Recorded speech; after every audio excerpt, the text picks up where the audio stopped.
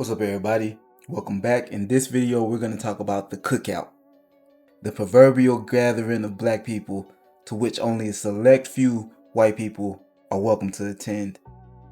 I figured I'd give my guest list because I often see invitations going out to people just because they can do things like dance. And I've also seen white people expect to be invited because they're able to do certain things. So, Kieran Noir, Howard Dean, Sugana, Lee Miranda, Gino Trump, Lee Starfire, Oni Ivy, Alex Day, Lowell Murray, Cecilia Lyon, Cassie Banks, Brandon White, Cody Bryant, Maura Mills, Sarah Banks, Ilgaff. Yes! Yes, bro! I better be invited to the cookout for that one. I better be invited to the cookout for that one. They better fix me up a plate, bro. I know all the chocolate mamas. Let's freaking go, bro! Calm down.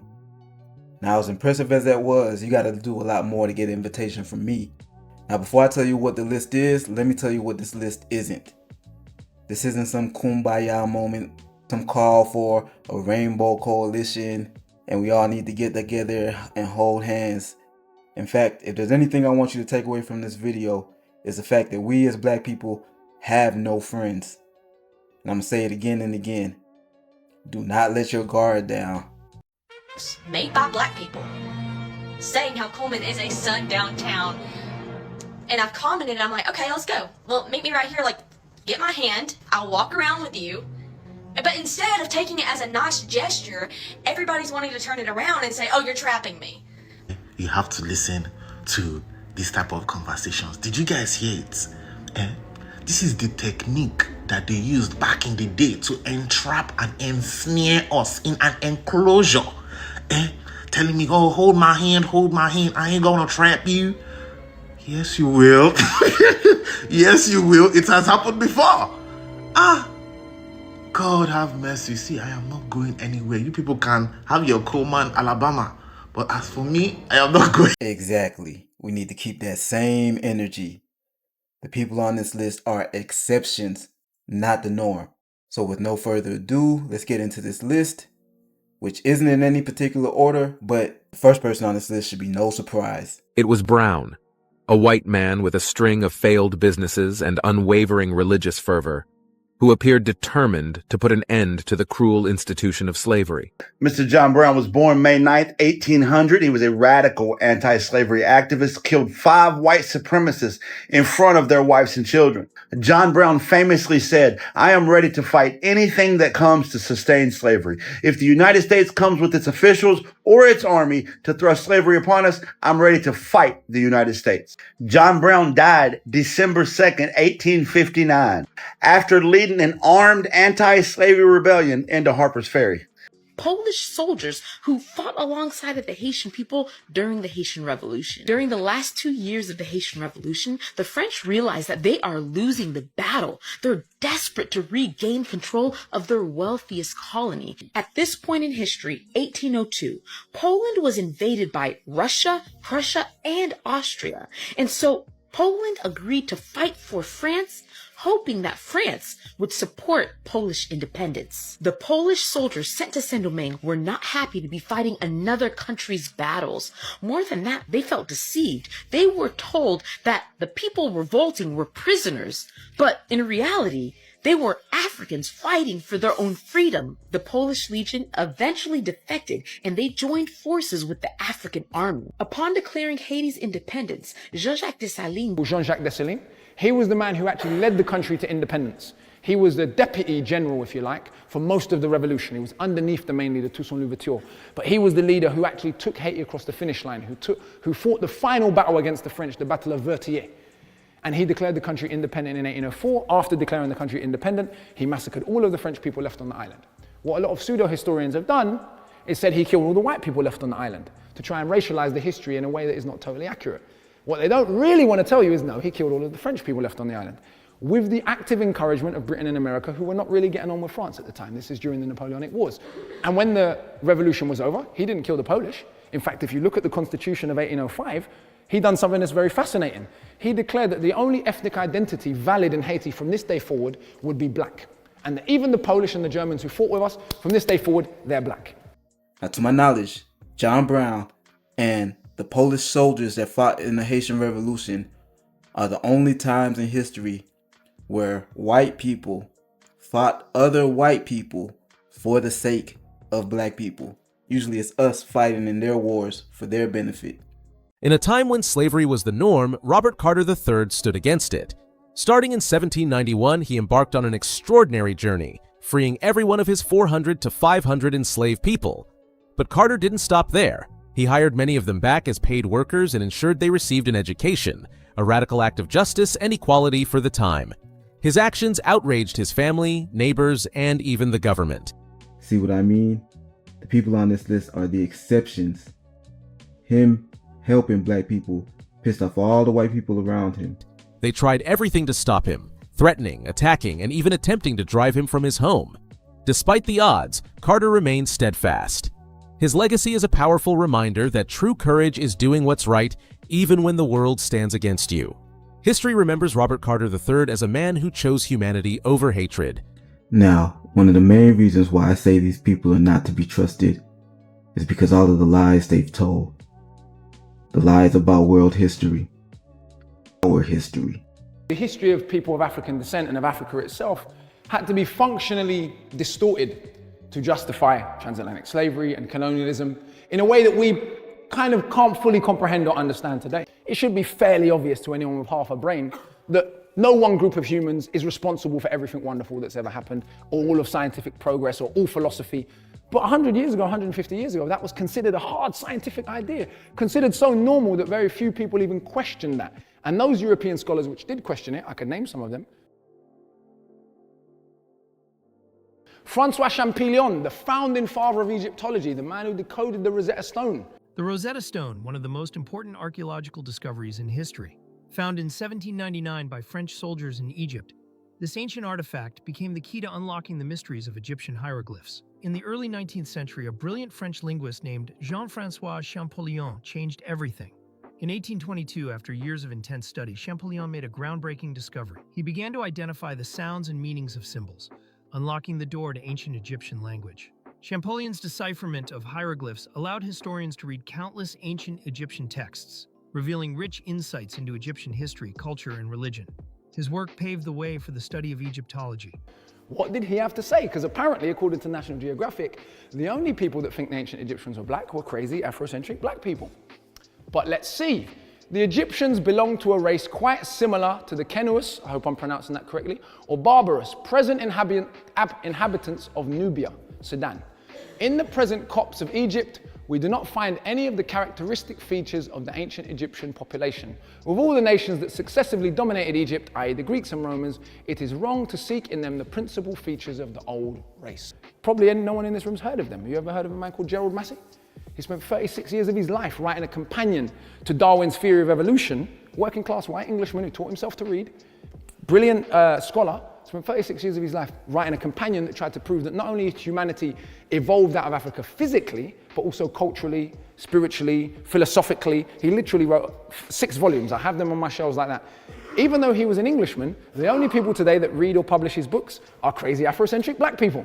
A scholar called Martin Bernal from Cambridge wrote a book called Black Athena in the 80s. Dr. Martin Gardner Bernal, author of Black Athena, The Afro-Asiatic Roots of Classical Civilization. Who were the ancient Egyptians? Well, they lived in Egypt. The language they spoke was a language which seems to have developed in Ethiopia and Kenya. The population were black. What did the Greeks get from the Africans in Egypt? The earliest Greek references to philosophy are to Egyptian philosophy, that they were the first philosophers. They were also considered as extraordinary astronomers. And the first Greek to forecast a solar eclipse, Thales, had traveled to Egypt. Geometry and a whole lot of irrigation techniques seem to have come from Egypt. Medicine, there's no question that the Hippocratic texts of Greek medicine are very strongly influenced by Egyptian medical texts. Wasn't Hippocrates the father of medicine? That's what we were always told, yeah. And architecture, of course, is very close. This actually we might show. Okay, for the slide. If you can get back to the Parthenon. Now, where do you think this is? Actually, it comes from Saqqara in Egypt, beautiful fluted columns, which were built over 2,000 years before the Parthenon. You said that you got support from scholars in the black community. And I think it should be said that there were a number of scholars, black scholars, who were out there years ago. Oh, yes. Right. That, I'm sorry, they weren't using the term ancient model, but they knew what was going on. And of course, Dr. James. George M. James. George M. James. Scholars like Du Bois or Sinclair Drake, but also many of Sheikh Anta Diop and others provided extraordinarily useful avenues for me to pursue. I wouldn't call myself an Afrocentrist, except to the extent that I believe that Africans and peoples of African descent have played many significant roles in world history, and that these have been systematically denied by European and North American scholars in the 19th and 20th century. I think that the degree of racism in our society can hardly be overestimated. We all have it, and it's very, very difficult to see past it. All right, thank you very much. Professor Clark. Let's give a warm welcome to Professor Ethret and the title here of his talk, The Africanity of Ancient Egypt. Ancient Egypt was in Africa. We can't really doubt that, can we? It's in the continent. But more important, ancient Egypt was of Africa. And that, of course, is not the way the past 2 centuries of Western scholarship have generally presented its history. It's long past time, I would say, for all of us to discard a whole set of old notions about Egypt, notions rooted in really the self-serving racialist presumptions of 19th century Europeans. The last 30 years or so of scholars and scholarship on Nubia and Egypt are bringing together a whole new body, and maybe I should say whole new bodies of evidence, revealing the African rootedness of pre-dynastic and early dynastic Egyptian culture. And today we are joined once again by Dr. Rebecca Futo Kennedy, who's going to take us through a thought-provoking episode on the term Sub-Saharan and the whitewashing of ancient North Africa. This idea of separating out North Africa from Sub-Saharan as if the Sahara was the impermeable boundary that nobody could get through is really a continually problematic type of argument. Particularly since we have early texts that tell us that, right, Herodotus tells us that, he says the Ethiopians and the Garamantes are indigenous to North Africa, and that, of course, the Phoenicians and the Greeks are not. But he makes it very clear that people he call Ethiopians are indigenous to North Africa, and Northwest Africa in particular, right? But they are not Sub-Saharan. What is the obsession that people have with this idea of Sub-Saharan? That whenever they ask any question, what they're trying to do is prove that Sub-Saharan Africans aren't part of the ancient Mediterranean world, which we know is false. Not only do we know, of course, that people that we would call quote-unquote Sub-Saharan Africans ruled Egypt before the Persians got there, among others, but that they have this continual culture that runs up and down the Nile. And actually, I'm looking at a Google Ngram right here that goes back to 1800 up to 2008, and the term doesn't start to appear in books anyway, in English, in the English language, until roughly 1978. So why? I know why they started using Sub-Saharan in 1978. Think about it. It takes a couple of years to publish a book. So what happened a couple of years before 1978? Why didn't the full professors of Egyptology come out and do battle with us? Why do you think they didn't? Because in 1974 they tried that. They had all of those great professors in Cairo at the Cairo Symposium. And Sheikh Anta Diop and Theophile Obenga kicked them from one end of Cairo to the other. Get the UNESCO General History of Africa and read the minutes of the meeting of the Cairo Symposium. And it's very clear that academically, the Africans were the only ones that had anything to say. And that's what the reporter said. He said everybody who came to this conference knew that this was going to be an academic argument about the race of the ancient Egyptians, whether they're black or white people. He said, but we've been here now for several days, and only Obinga and Jop have done their homework. So there was a real lack of balance in this discussion. In other words, when they got 20 Egyptologists, only 2 Africans among them, in the same place, looking at the evidence, all the evidence of their critics fell apart. Yet they still work together to uphold this lie. Institutions, textbooks, museums, Hollywood, newspapers, influencers, all working together to steal our legacy. Next on the list, we have Claire Daly and her space partner Mick Wallace for their perfect attendance. Rain, sleet, or snow, they never miss an opportunity to tell Europeans about themselves. In Europe, we still behave like colonialists.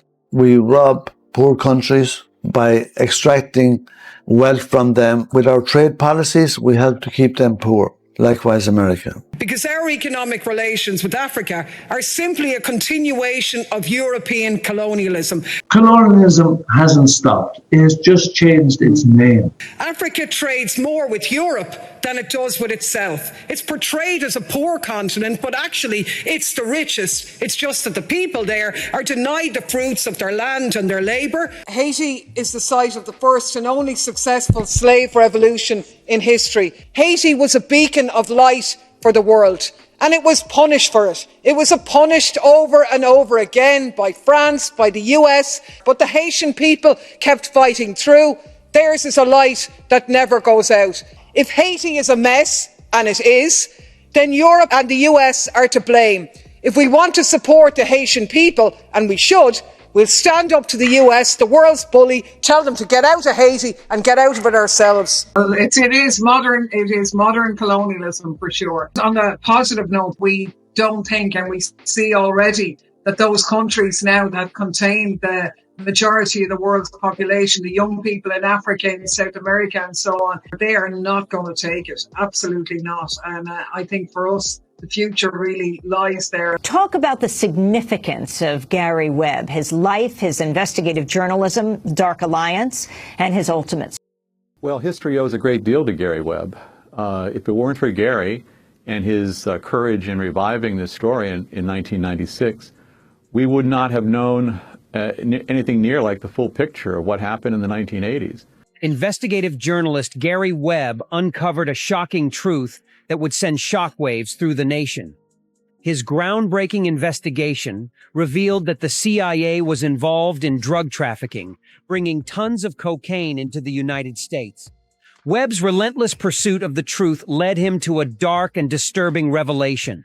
He documented how the CIA had, in effect, fueled the crack cocaine epidemic in American cities, particularly in Los Angeles. Congresswoman Maxine Waters represents that Los Angeles district where the alleged drug distribution was centered. She joins us from Los Angeles this morning. And in Washington, reporter Gary Webb of the San Jose Mercury. His reporting first detailed those charges. Thank you both for joining us this morning. There has never been an investigation about drug trafficking by CIA operatives that allowed tons of cocaine turned into crack to go into our inner cities. That kind of investigation has not been done by anybody. Gary, do you believe Gary Webb? As Webb's explosive Dark Alliance series was published in the San Jose Mercury News, it exposed a web of corruption and secrecy that implicated high-ranking officials. Unbelievable. So at the same time the government was fighting the war on drugs and locking people up and throwing away the key for drug use, that same government was flooding the hood with drugs. But because the major news organizations back then did not want to pursue this very difficult and painful story, they tended to dismiss it back then as well. It was up to Gary Webb in reviving the story in 1996 that forced the CIA to finally take seriously this investigation. However, the story took a tragic turn in December 2004 when Webb was found dead. Talked to him 2 days before he died. I talked to him every day. I'm the one who, because I had got out on bail, so Gary came to visit me in Compton, in L.A., to get some discovery from me. When the dude came, I remember giving Gary all the information, so Gary wanted to get who me and Rick was, so I'm telling him this whole story. But while I'm telling this story, the newspaper article came out, not the book yet. So we was like, and I'm like, man, you're not scared for your life? 3 days later, I get a call from my daddy. Did you see what happened to Gary? And he would ultimately commit suicide. He shot himself twice in the head. His death was officially ruled a but many found it highly suspect. The man told me, Chico, I'm never going to kill myself. I'm never going to do that. I talk to this man all the time. Wow. How could someone themselves twice? Next, we have David Bowie, who I honestly don't know too much about. I only know 2 things about him. 1, he was married to Iman, and that's not why he's on the list.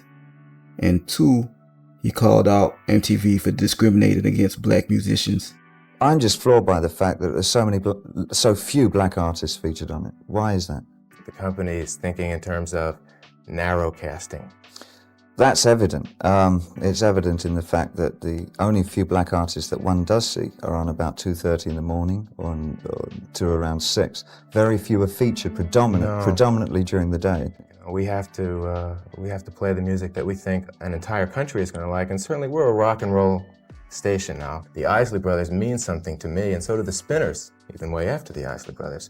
But what does it mean to a 17-year-old? Well, if you talk on the phones to these guys like I did when I was in radio, it's Well, scary. I'll tell you what it means. I'll tell you what maybe the Isley Brothers or Marvin Gaye means to a black 17-year-old. And surely he's part of America as well. No question, no question. To be fair, it does seem to be rampant through American media. Should it not be a challenge to try and make the media far more integrated? No. While I appreciate David Bowie for the effort and the intention, I'm actually on MTV's side on this one. Integration is not the solution. If they want to play white music for white people, then they should. Not getting invited to the party will be a lot easier for us to accept once we realize that we have no friends. David Bowie actually unknowingly gives what the real answer is in the same interview. Because one sees a lot there's one black station on television that I keep picking up. I'm not sure which station it's on, but there seem to be a lot of black artists making very good videos that I'm surprised aren't used on MTV. There we go, a black station putting out quality content. We should have kept that going. Now for the next person on this list, we got to go to the men's 200 meter finals in the 1968 Olympics.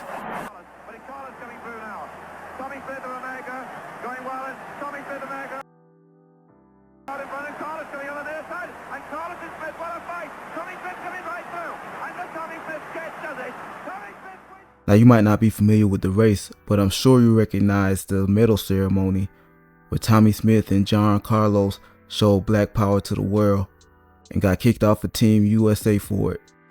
But that ain't got nothing to do with Peter. Peter just won the silver medal for the 200 meters for Australia, which arguably makes him Australia's greatest athlete. He broke the Australian record in that race, and that record still stands to this day, almost 60 years later. So Peter's about to be a superstar with endorsements and all that. Hold up. Wait a minute. Something ain't right. Yeah, something wasn't right. See, the problem was Peter was with the shits too. 1968 was a significant year for black athletes and black people in general. Muhammad Ali was banned from boxing and fighting for his freedom. Black power and African liberation movements were going on all over the world, and black athletes like Kareem Abdul-Jabbar boycotted the 68 Olympics. I would also like to commend the outstanding athletes who have the courage and the kind of determination to make it clear that they will not participate in the 1968 Olympics in Mexico City. Dr. King was assassinated in 1968, 6 months before the Olympics. The black athletes that did participate in the games created the Olympic Project for Human Rights and passed out these patches to other Olympians that wanted to show support. So you see, while only Smith and Carlos have their fists in the air, all three are protesting. See, wearing a patch is easy. Here's where it gets hard. He goes back to Australia and they need him to apologize, but more importantly, condemn Carlos and Smith. You know, bend the knee, kiss the ring before you can get any of this money. But Norman refuses and he is punished. How did it affect his life? Was he blacklisted as a result of doing this? Yeah, so when he came home, things didn't look too bad for him with the media, and a lot of people started calling him the N-word and things like that, which was a real shame. But what really happened was within the 4 years later, you know, he was currently number 5 in the world. He just won a silver medal at the previous Olympics, and he also qualified for the Munich Olympics 15 times during the 100 and 200 metres, and yet he wasn't selected to go to Munich. So they ostracized him, they just literally blacklisted him. Carlos says if we were getting beat up, Peter was facing an entire country and suffering alone. Yeah, wearing a patch is easy.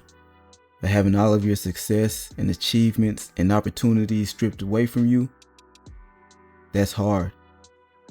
Here's where it gets even harder. Sydney is selected to host the 2000 Summer Olympics, and the Australian Olympic Committee wants to bring together all of their legends. So of course they hit up Peter. 32 years later, and he was still the record holder. And 32 years later, they were still salty. So again, they needed him to condemn Carlos and Smith, apologize, bend the knee, and kiss the ring. And again, Peter refused. For years, Norman had only one chance to save himself. He was invited to condemn his co-athletes, John Carlos and Tommy Smith's gesture, in exchange for a pardon from the system that ostracized him. A pardon that would have allowed him to find a stable job through the Australian Olympic Committee and be part of the organization of the 2000 Sydney Olympic Games. Norman never gave in and never condemned the choice of the two Americans. And see, that's why we can't expect these people to be our friends. Because even when white people want to help us, the others punish them. Peter was never able to find steady employment, and he died poor. And his one-time competitors and lifelong friends served as his pallbearers. Now I know Fidel Castro technically isn't a gringo, but I can't leave him off this list because he has definitely earned his plate. In 1975, as Angola moved towards independence from Portugal, the CIA, along with the apartheid government of South Africa, tried to bring down the new Angolan government. When the regular South African troops invaded Angola, we couldn't stand by and do nothing. Fidel sent 36,000 troops to keep the South African forces from attacking Luanda, the capital. For many Cubans, whose ancestors were African slaves, the fight in Angola was a way to repair a debt to history. He supported, with words, troops, and resources, Africa's independence and determination to break the grip of its oppressive, colonizing powers. These doctors and nurses will soon join their colleagues in West Africa on the front lines of the outbreak. Within days of the 2014 Ebola outbreak, Cuba sent the largest contingent of doctors to West Africa. We have seen the devastation Hemos visto of the catastrophe of Katrina.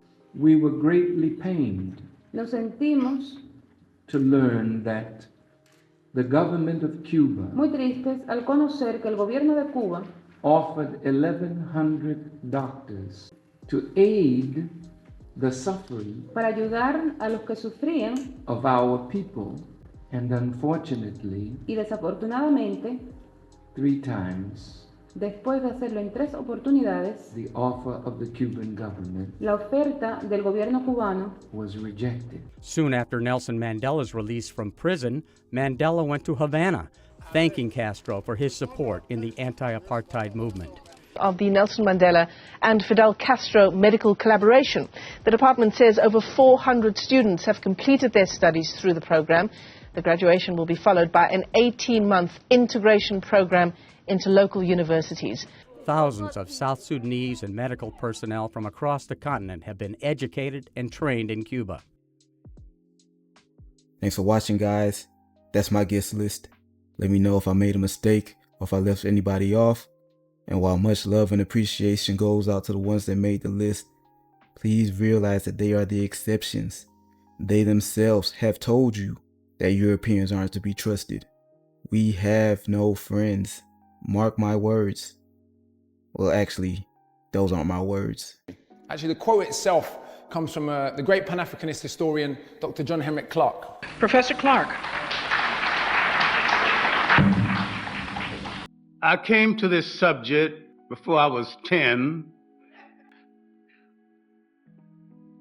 What baffled me from the beginning was the Bible itself. I could not find my people in a book that's supposed to be about all mankind. And what called my attention to the neglect of Africa was the Sunday school lessons with all those white angels. I kept wondering, why didn't he let at least one or two little brown or black angels sneak into heaven? So I began to suggest that somebody else had tampered with God's book in favor of somebody else, and that the Bible, to a great extent, was a rationale for European domination. Everything that was brought into this continent, everything, every idea, every so-called religion was meant to dominate and to control. The Arabs had no illusions about it. The Europeans had no illusions about it. You were the ones with the illusions.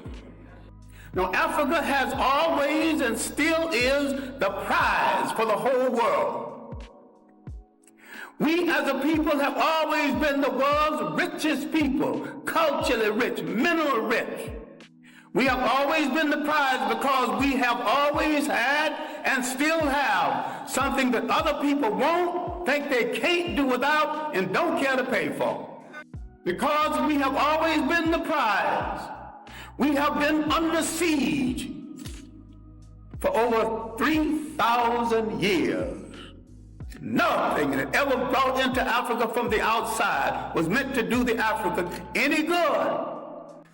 As for friends, you have had no friends.